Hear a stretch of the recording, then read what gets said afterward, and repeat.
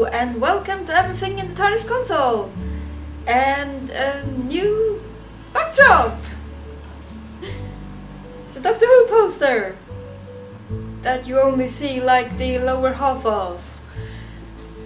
But still, it's a Doctor Who poster and it's awesome! And you can see all the doctors here. Maybe. Now, before I get to the topics of this video, I want to apologize for not getting a video out 2 weeks ago, which, I was supposed to, but I had a very busy weekend and, well, I wasn't feeling so well afterwards. And when I finally was feeling better, it was getting a bit too close to this weekend. So, yeah, missed a video. Sorry about that. Now, this video was supposed to only be about the Talons of Weng-Chiang, which is a Doctor Who TV story with the 4th Doctor and Leela that I have been requested to talk about. However, just like this Friday, I got a note that said that this thing had arrived and I wanted to open this up on camera. It's an amazing mystery box which is supposed to be Doctor Who themed, so very much in keeping with my channel and this video to an extent.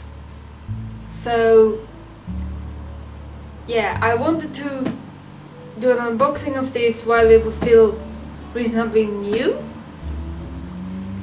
So that's one reason why I'm sort of thinking of mashing this together with my Talons of Weng-Chiang video.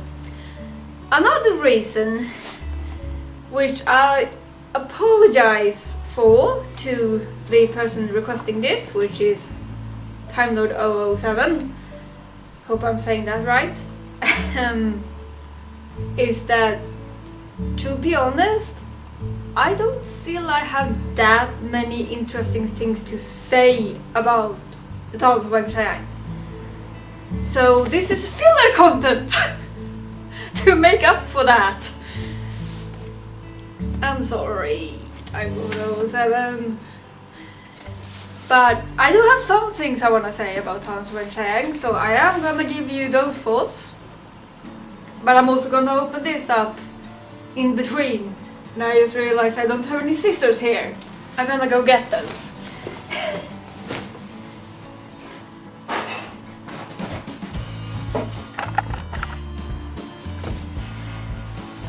So, scissors! Yes. Hope I'm cutting this open. So, Talons of Weng-Chiang! Now, Talons of Weng-Chiang, as many of you probably know, is a very popular story. And for good reason. That being said, it didn't actually leave that much of an impression on me the first time I watched it, which was like years ago. many years ago. I was like 17 or something. I'm 26 now, in case you were wondering. Now, I'm not sure why Talons of Weng-Chiang didn't leave much of an impression on me the first time, because I kind of feel like it should have, because it is the kind of story I usually really like, and I did enjoy it a lot upon rewatch. Although that's partly to do with reasons that I will get to later. Damn this thing. I got it open! Hooray! What? So many things. Yes. Speaking of, Leela. She met Centaurans in her last adventures and I got the Centauran! Look!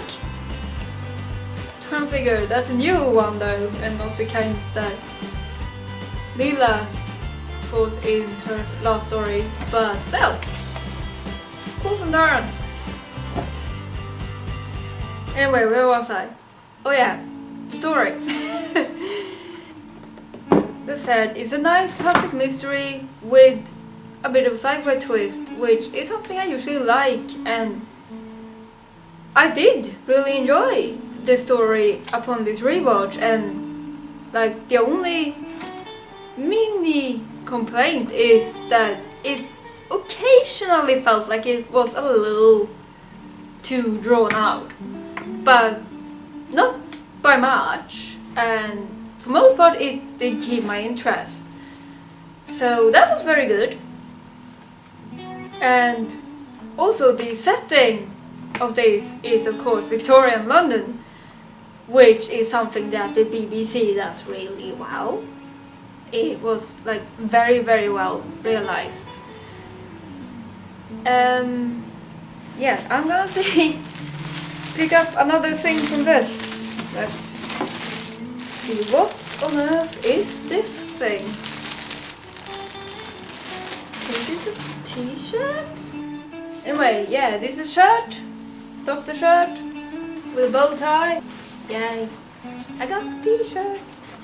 Now, getting back to a part of Talons of Weng-Chiang that I do have a little more to say about.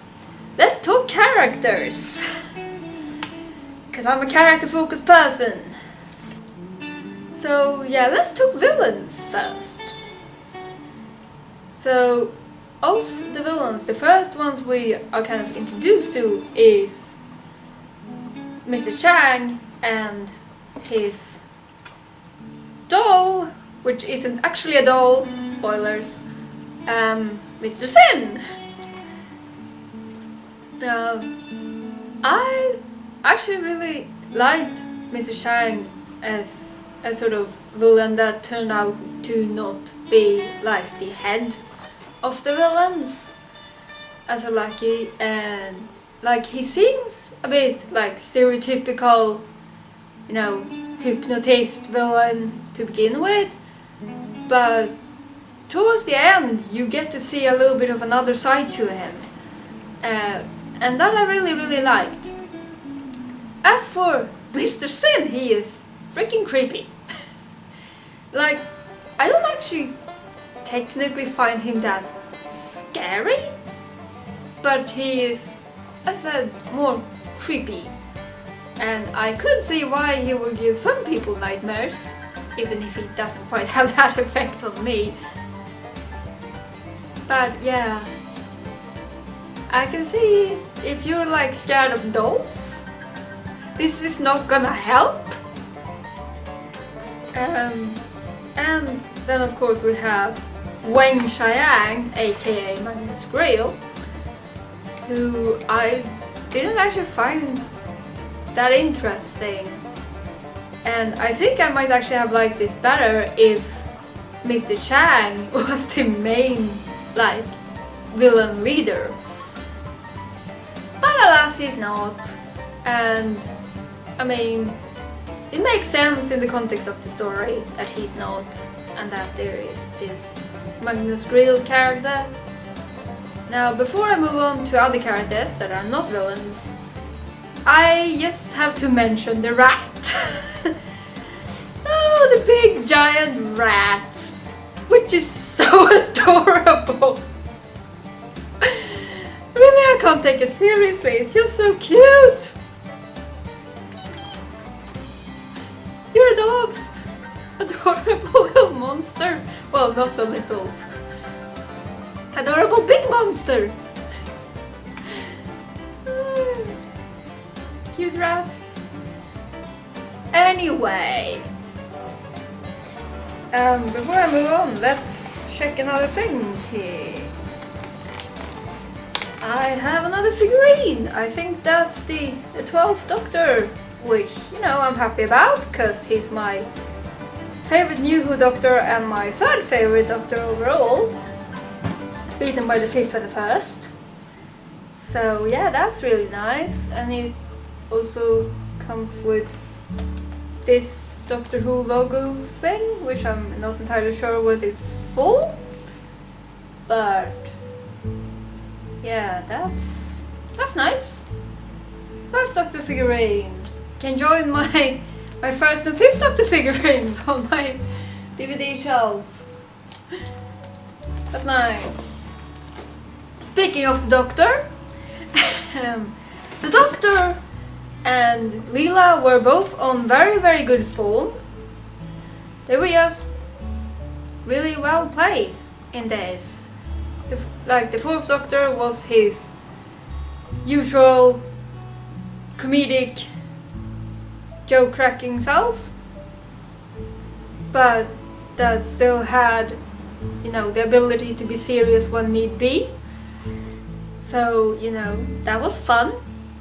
And Leela was also really well written and played in that, she really got to show that, while she may be uneducated, she is by no means unintelligent. In fact, I was really impressed when she got the idea to switch place with one of the intended victims so that she could get close to the enemy. So, she got to show her strength, but she also got to show her flaws without having them diminish her strength. So that was great. Now, let's take out another thing here. Doctor Who mug, it says. Let's see more specifically what kind of Doctor Who mug, shall we? I love Doctor Who mugs. I have 2 of them now. I have a K9 one and a Christmas jumper pattern on it, which I really bought recently because I felt like it would be good for Christmas. And now I have a 3rd one with a Cyberman on it, which is green, which is also a color I like, so that's nice. Dun dun dun, Cyberman mug. Now, let's talk about Jago and Lightfoot, which are the aforementioned sort of reason that I found this a lot more enjoyable upon rewatch compared to the first time around, or even on previous rewatches, because I have a whole other connection to Jago and Lightfoot now compared to when I watched this before, thanks to Big Finish. Cause it took me a little while to actually get Jago and Lightfoot audios, because just the story of Talons of Weng-Chiang, Jago and Lightfoot had not left that much of an impression on me the first time I saw them. But, I did eventually get their audios and I love them, and I love those 2 characters now. So, confession to make. I spent a large chunk of this rewatch going, Jago, I love you! Lightfoot, I love you! I loved you, Jago and Lightfoot, you are the awesomest! Yeah. They were a massive part of why I enjoyed this so much more this time around. They're just such lovely characters. Jago is this owner of the theater who speaks with very, very fancy words and who likes to come off as brave, but when it comes down to it, feels like he really isn't. Although when it truly comes down to it, he really can be, and I think that's just so lovely. I love Jago, and I also really love Lightfoot, who is comparatively more of the straight man. He's a pathologist and he's very clever but also very kind and very supportive of Jago as well. Already in this story, where they haven't really known each other for very long. In fact, they are still basically strangers when they are trapped together in this room where they've been trapped by Magnus Grail and his minions. Yet Lightfoot is already like very supportive of Jago, and Jago seemed to already feel, you know, a bit more comfortable with Lightfoot. It's like they clicked already, and I can totally see why they got a spin-off. Whereas I have a harder time figuring out why they left such a little impression on me when I saw them the first time. Like seriously, I am generally like retroactively confused about why I could barely remember this story like from the first time I watched it. But I think that's about everything I have to say about the Talons of Weng-Chiang. So let's show you the things that are the other things that are in this box. So I got Doctor Who and the Green Death, which I presume is the Target novelization of, well, the Green Death. It's a pocket book. That's cool. I've never read a single Target novel. I do enjoy the Green Death. It's a TV story, so I might try to read this and see what it's like. I've never read a Target novel, so that's gonna be interesting. And I've also got a Cyberman sort of keychain, Cyberman head, which, you know, you could pretend it's handles. In fact, I probably will, because I like handles from, you know, the time of the Doctor. Handles keychain, really nice. And I got this 3D card diorama playset. Not entirely sure what that is, to be honest. What is... oh! Do you see these pictures at the back that show a bit more clearly what it's supposed to be? I don't really have the time to open this up and show you in more detail, but maybe I'll do that on another video. Yeah. But yeah, that was my thoughts on the Talons of Weng-Chiang, which I'm sorry if that part was a little boring to you, particularly if you, Time Lord 007, found it boring. I'm sorry, I just don't have that many interesting things to say about this. But, you know, I still wanted to tell you what thoughts I did have since you did request this. I also opened up my first Doctor Who themed Amazing Mystery Box, which I hope won't be the last, because I enjoy that. So, yeah, I hope you found something to enjoy in this video, and that you like my new backdrop. This poster is super cool. So that's it, and I'll see you in another video. Ciao!